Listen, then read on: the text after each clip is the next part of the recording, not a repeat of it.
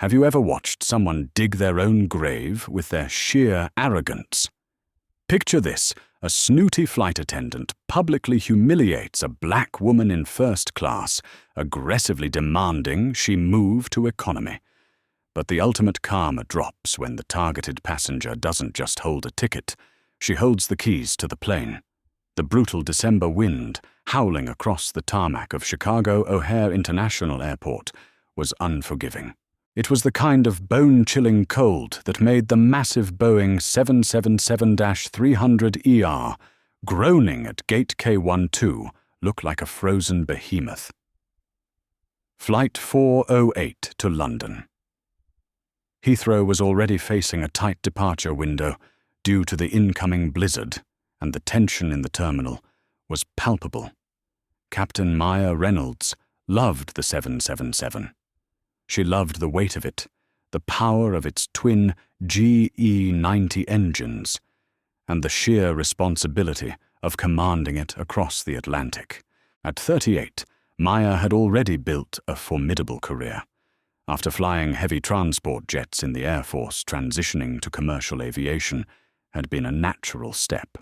She had earned her 4 stripes through relentless hard work, impeccable skill, and an unshakable calm that had seen her through engine failures, severe turbulence, and medical emergencies. But nothing quite prepared her for the turbulence she was about to face inside the cabin of her own aircraft. Maya was running 15 minutes behind schedule, a rarity for her. Her crew shuttle from the hotel had been rear-ended in the icy conditions on the Kennedy Expressway, forcing her to wait for a replacement vehicle. Because of the freezing temperatures and the biting snow outside, she was wrapped in a thick, dark navy wool trench coat that completely covered her uniform. A thick cashmere scarf was looped securely around her neck, hiding her collar and the crisp white shirt beneath. She was carrying her heavy black flight case, rolling it smoothly behind her.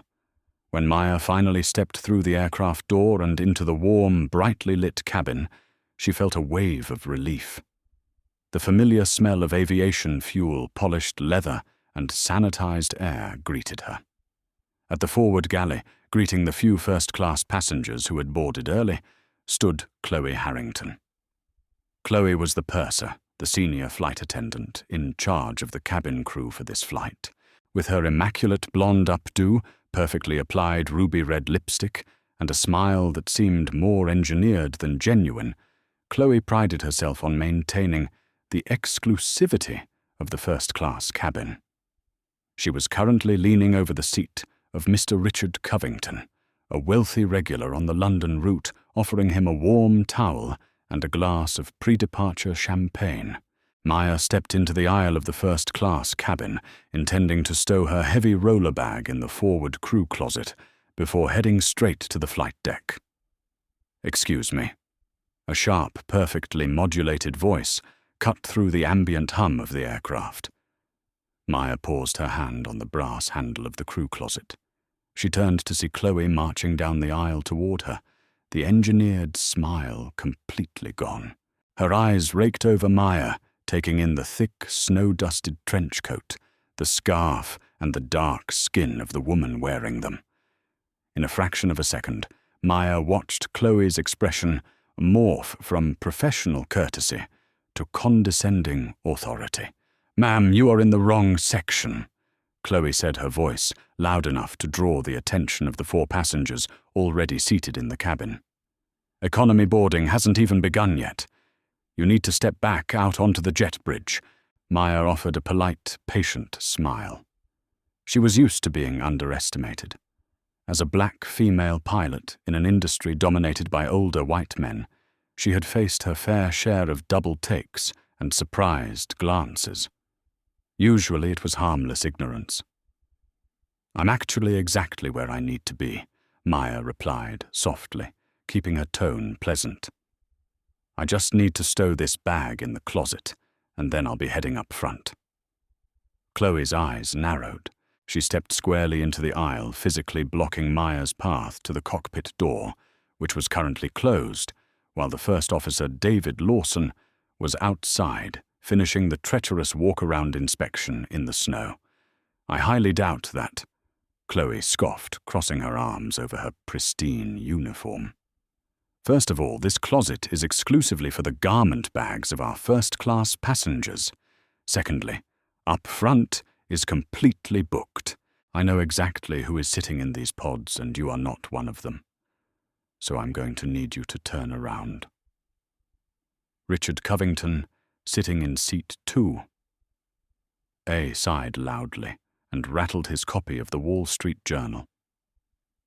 Is there a problem, Chloe? I thought we were getting ready to push back. I have a very important board meeting in Mayfair tomorrow morning, and I can't be delayed by confused tourists. No problem at all, Mr. Covington. Chloe cooed her customer service voice, returning for a fleeting second before she snapped her attention back to Maya. This passenger is just lost. I am handling it. Maya took a deep breath. Time was ticking. She needed to get to the flight deck review, the flight plan, check the de-icing schedule, and brief the crew. She didn't have time for a power struggle. I assure you I am not lost, Maya said, her voice dropping an octave into the authoritative, steady tone she used over the air traffic control radio. If you would just step aside and let me through to the flight deck. The flight deck, Chloe interrupted, her voice rising in pitch. A harsh, mocking laugh escaped her lips. Are you out of your mind?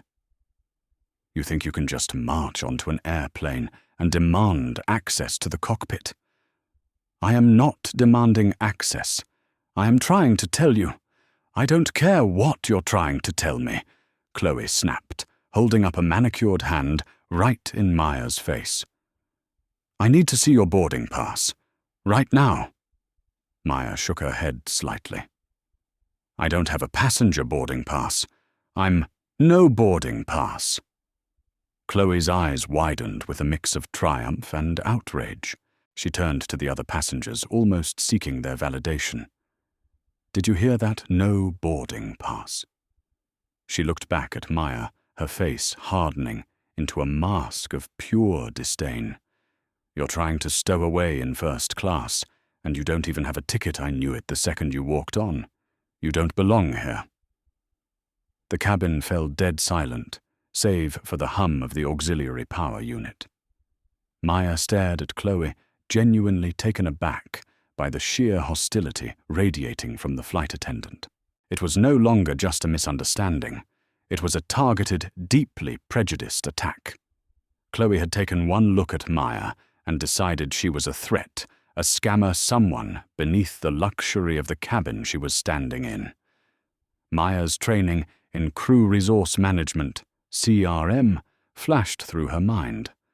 As a captain, she was responsible not just for the technical operation of the aircraft, but for the safety and synergy of the crew. A flight attendant who escalated situations this aggressively, who profiled and panicked, was a liability in the air.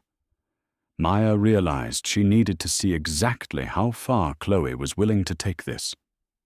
Let's take a breath, shall we? Maya said calmly, her hands resting relaxed on the handle of her flight bag. You are making a very large assumption based on zero information. If you let me reach into my coat, I can show you my ID, and we can clear this up immediately. Maya moved her right hand away from her bag and slowly brought it up toward the top button of her heavy navy trench coat, intending to unbutton it and pull out her company crew badge. Chloe panicked. Whether it was fueled by her own prejudice, the stress of the delay, or a sudden irrational fear, she reacted disastrously. Don't reach into your coat, Chloe shrieked, stumbling backward and pointing a shaking finger at Maya. Keep your hands where I can see them. Maya froze. Her blood ran cold. As a black woman in America, Maya knew exactly what happened when someone screamed those words. Suddenly she wasn't an airline captain. She was a perceived threat in a confined space. The stakes had just skyrocketed from a rude customer service interaction to a potentially dangerous security incident. Mr. Covington dropped his newspaper, looking genuinely alarmed. "Good Lord, Chloe, call security," he barked, spilling a drop of his champagne onto his tailored trousers. Maya slowly, deliberately lowered her hands to her sides, keeping her palms open and visible. She didn't move an inch. "I am keeping my hands completely visible," Maya said, her voice echoing with a chilling, absolute stillness. "I am not moving. Do exactly what you feel you need to do." Chloe, breathing heavily and looking completely unhinged, grabbed the interphone handset from the wall of the galley. She punched the emergency code for the gate agent. "Sarah, I need airport security on board immediately," Chloe shouted into the receiver, her eyes never leaving Maya. "We have a hostile unticketed individual in the first-class cabin. She has no boarding pass. She tried to force her way toward the cockpit, and she refused to leave. Get them here now." Chloe slammed the phone back into its cradle. She looked at Maya with a smug, self-righteous glare. "You are in so much trouble," she hissed venomously. "You people think you can just do whatever you want. You think the rules don't apply to you. Well, you picked the wrong flight to try this on." "I think," Maya replied softly, her eyes locked onto Chloe's, "that you are going to deeply regret how you handled this." "Save it for the police," Chloe retorted, turning her back slightly to shield Mr. Covington, playing the role of the heroic protector. For the next 4 minutes, the cabin was agonizingly tense. Maya stood perfectly still. She didn't defend herself further. She didn't argue. She let the silence hang heavy, allowing Chloe's irrational behavior to be the only thing on display. The other passengers murmured among themselves. Some pulled out their phones, the red recording lights blinking as they aimed their lenses at Maya. Footsteps pounded down the jet bridge. 2 armed airport security officers, Officer Mitchell and Officer Davies, rushed through the forward door. Their hands were resting near their duty belts, their faces tight with adrenaline, expecting to find a violent altercation. "What's the situation?" Officer Mitchell demanded, stepping into the galley. Chloe immediately rushed forward, pointing an accusatory finger at Maya. "Officers, thank God. This woman boarded the aircraft without a boarding pass. She tried to steal a seat in first class, and when I told her to leave, she tried to push past me into the flight deck. She needs to be removed and arrested." Officer Mitchell, a broad-shouldered man with a stern expression, turned his gaze to Maya. He assessed the situation. Maya was standing quietly, her hands empty, and visible, showing no signs of aggression. "Ma'am," Officer Mitchell said, firmly stepping toward Maya, "I need you to step off the aircraft with us, right now. We can figure this out on the jet bridge."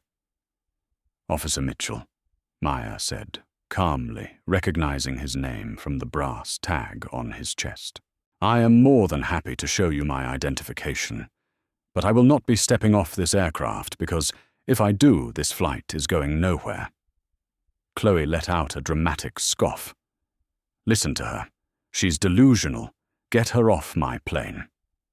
"Ma'am, I need to see your ID right now," Mitchell said, his tone leaving no room for argument. "My ID is on a lanyard around my neck under my coat," Maya said, speaking directly to the officer, completely ignoring Chloe. "I am going to slowly unbutton my coat to retrieve it. Is that acceptable to you, officer?" Mitchell nodded slowly. "Proceed." Slowly. Chloe rolled her eyes. "She's probably stalling. She doesn't have an ID." Maya ignored the flight attendant. With deliberate, measured movements, she reached up and unfastened the top button of her heavy wool trench coat. Then the second. Then the third. She reached up and pulled the thick cashmere scarf away from her neck, letting it drape over her flight bag. Then she grasped the lapels of the dark trench coat and pushed them back, slipping her arms out and letting the heavy winter coat fall neatly onto the handle of her luggage. The reveal was immediate. Underneath the civilian coat was the pristine, tailored uniform of a commercial airline pilot.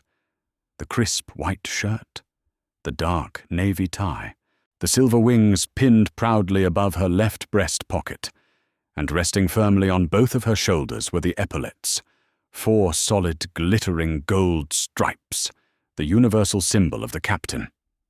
Maya reached into her shirt pocket and pulled out her hard plastic FAA license and her airline crew identification badge, handing them smoothly to Officer Mitchell. "I don't have a boarding pass, officer," Maya said, her voice ringing clear and authoritative through the dead silent cabin. "Because I am Captain Maya Reynolds. I am the pilot in command of Flight 408.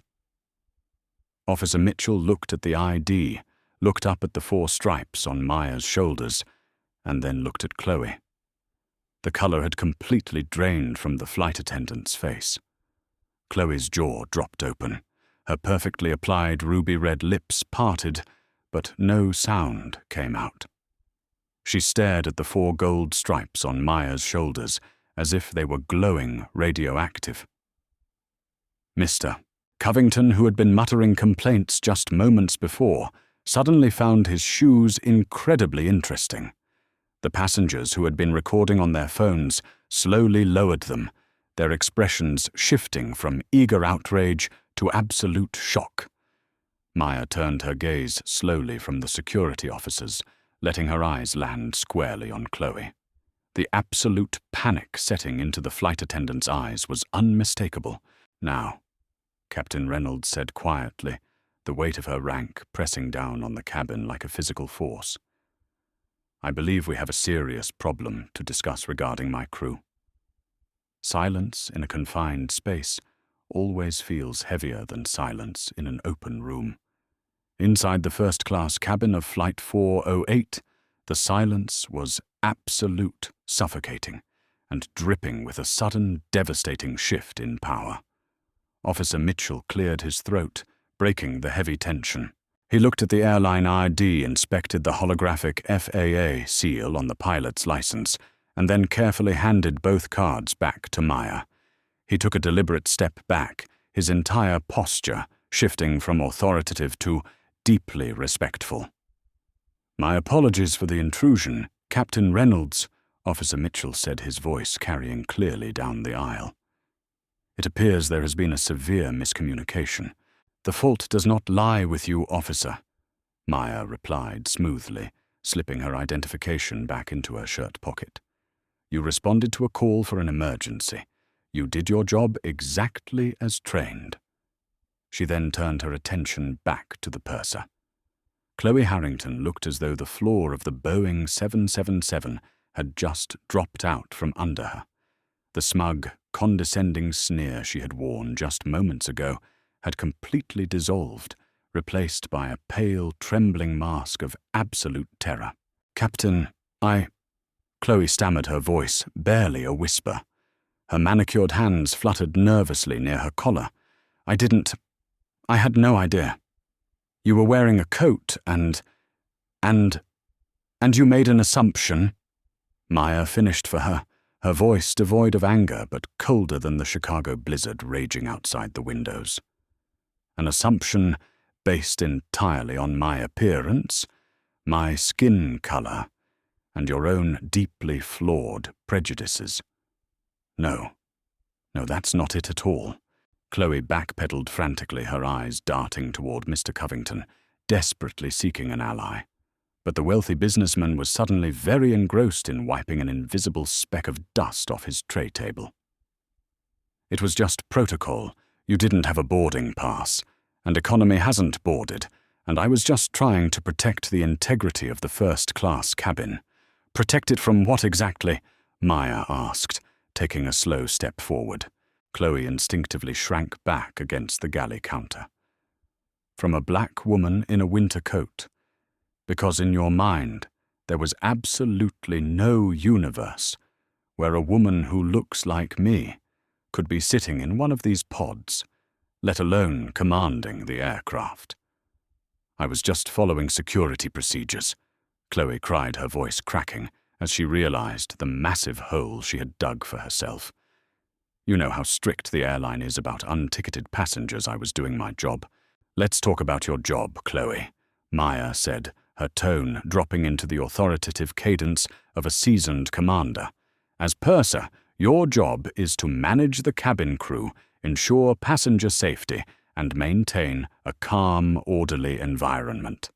Instead, you confronted a crew member, physically blocked access to the flight deck, escalated a minor misunderstanding into a security incident, and falsely reported a hostile threat to armed airport police. Maya paused, letting the weight of those infractions settle over the cabin. Every passenger was listening intently. You didn't ask for my ID, Chloe. You demanded a boarding pass, and when I tried to calmly reach for my company badge, you screamed that I was a threat and called the police. Maya continued, her eyes locked onto the trembling flight attendant. You panicked. You lost total situational awareness, and you allowed your personal biases to override your emergency training. Captain, please, Chloe whispered, tears welling up in her eyes, ruining her perfect mascara. I'm sorry. I was stressed because of the delay. Please, let's just forget this happened. I can go back to the galley and we can start boarding economy. I promise I won't say another word. Maya shook her head slowly. The gold stripes on her shoulders caught the cabin lights. Under Federal Aviation Regulation, Part 121, Section 533, Maya stated, citing the specific operational law with lethal precision, the pilot in command has final authority and responsibility for the operation and safety of the flight. That means I am legally responsible for everyone on this airplane, including the crew. Chloe let out a small, terrified gasp. She knew exactly what that regulation meant. A flight attendant who profiles passengers, panics under zero pressure, and triggers false security alerts is a liability, Maya said firmly. If we hit severe turbulence over the Atlantic, or if we have an actual security breach, I need to know I can trust my purser to remain rational and follow crew resource management protocols. I have zero faith in your ability to do that. Maya turned to the two airport police officers who were watching the exchange in stunned fascination. Officer Mitchell, Officer Davies. Maya said, her voice echoing with finality. This flight attendant is unfit for duty. I am officially removing her from my crew. Please escort Ms. Harrington off my aircraft. The silence returned heavier than before. Chloe's mouth opened and closed like a fish out of water. You're firing me from the flight, Chloe gasped, the tears finally spilling over. You can't do that. I'm the senior purser on this route, my base manager. Your base manager at O'Hare In-Flight Services will receive a detailed NASA safety report and a formal disciplinary filing from me the moment we land in Heathrow. Maya interrupted her voice, leaving no room for negotiation. But right now you are off my airplane. Pack your bags. Officer Mitchell stepped forward, his expression hardening. The deference he showed the captain was completely absent when he addressed the flight attendant who had wasted his time. Ma'am, you heard the captain. Gather your personal belongings. We're taking you back to the terminal. Chloe looked around wildly. Mr. Covington, please tell them. Tell them I was just trying to help you. Tell them she's overreacting. Richard Covington finally looked up from his tray table. He adjusted his expensive glasses and looked at Chloe with a mixture of pity and severe annoyance. Chloe, you screamed at the pilot and called the police on her. I have a board meeting in London, and I would very much like to get there alive. If the captain says you're a safety risk, then you're a safety risk. Good evening. He promptly snapped his newspaper back open, effectively dismissing her from existence. Humiliated, sobbing, and utterly defeated, Chloe dragged her roller bag out of the forward closet, the very closet she had refused to let Maya use. As she walked past Maya, She kept her head down, completely broken by the sheer magnitude of her own arrogance. Officer Mitchell and Officer Davies flanked her, escorting the weeping purser off the Boeing 777 and back up the freezing jet bridge. Just as Chloe was led away, the heavy cockpit door swung open. First Officer David Lawson stepped into the galley, his cheeks bright red from the biting snow outside, brushing ice off his uniform jacket. He looked up, sensing the bizarre, lingering tension in the first-class cabin, and noticed the absence of their senior flight attendant. "Hey, Maya," David said, looking confused. "Walk-around is complete. The engines look good, but the de-icing trucks are backed up. It's miserable out there.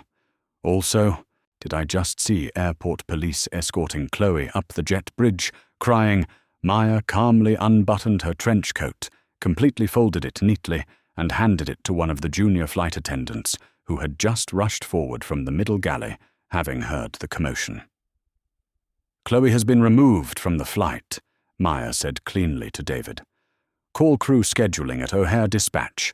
Tell them we need a reserve purser immediately. Tell them Captain Reynolds invoked FAR 121, 533 due to a CRM failure." David's eyes widened slightly, recognizing the severity of the code, but he didn't question her. He had flown with Maya for 3 years. He knew she never made dramatic decisions without absolute justification. "Copy that, Captain. I'll get on the radio."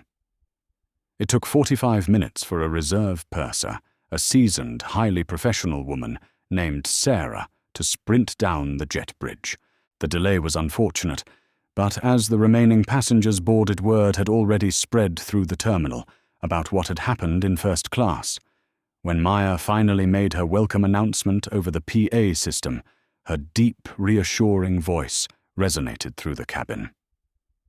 "Ladies and gentlemen, this is your Captain Maya Reynolds. I want to apologize for the delay in our departure tonight. We had a last-minute crew swap to ensure the highest standard of safety and professionalism for this journey. We are currently next in line for de-icing, and despite the snow, we anticipate a very smooth ride across the pond. Sit back, relax, and thank you for trusting us with your travel tonight. In seat 2. Mr. Covington raised his glass of champagne toward the cockpit door in a silent toast of respect. The flight to London Heathrow was flawless.